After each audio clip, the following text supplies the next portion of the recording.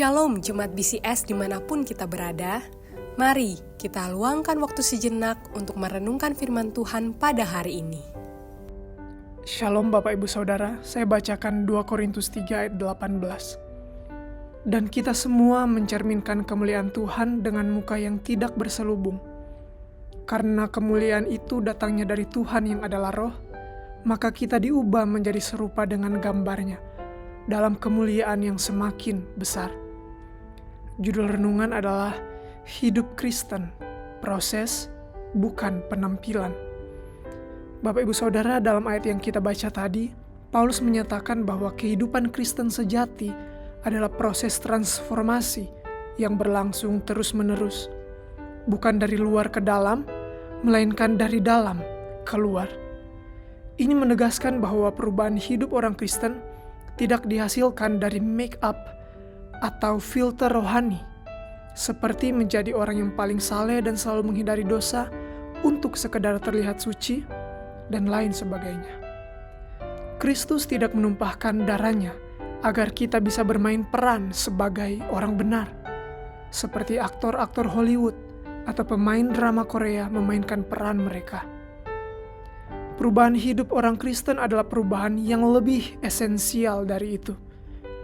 Perubahan yang menyentuh akar hati kita, seperti motivasi, keinginan, dan karakter. Dengan kata lain, tujuan utama dari keselamatan bukan hanya membawa kita ke surga, tetapi menjadikan kita serupa dengan Kristus. Roh Kudus berdiam di dalam diri kita untuk menghancurkan kepalsuan dan membentuk kekudusan sejati, yaitu kekudusan yang dilakukan di balik pintu-pintu yang tertutup, di dalam pikiran kita yang gak bisa didengar orang lain, dan di dalam tindakan-tindakan kecil yang tak dilihat orang. Tuhan rindu kita menjadi pribadi yang mengasihi dalam keheningan, mengampuni meski terluka, dan hidup jujur walau gak ada yang melihat. Ini bukan tuntutan Bapak Ibu Saudara, ini adalah kabar baik. Dan firman Tuhan berkata, perubahan hidup kita bukan sekedar hasil kerja keras pribadi semata, tetapi karya Roh Kudus yang dengan tekun dan setia mengubahkan kita hari demi hari, sedikit demi sedikit, menjadi semakin serupa dengan Kristus. Bapak Ibu Saudara, mari pejamkan matamu dan renungkan pertanyaan-pertanyaan berikut.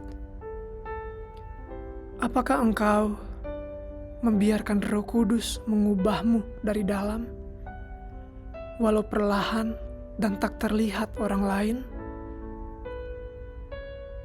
Apakah engkau melembutkan hatimu ketika engkau menerima teguran, ketika engkau menerima kebenaran firman Tuhan yang kadang gak enak bagi hatimu, dan atau menerima masukan dari orang-orang yang dekat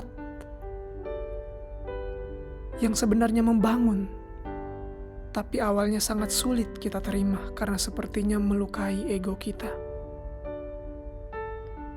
Bisa jadi semua itu adalah sarana yang Tuhan pakai untuk mengubahkan kita hari demi hari semakin serupa dengan Kristus Yesus. Mari kita berdoa.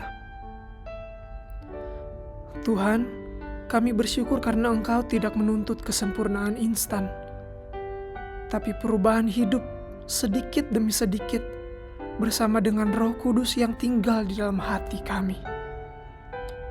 Berikanlah kepada kami kerelaan yang cukup untuk dibentuk serupa Kristus, bahkan di tempat tersembunyi sekalipun, agar hidup kami memancarkan kemuliaan-Mu yang sejati, bukan fake.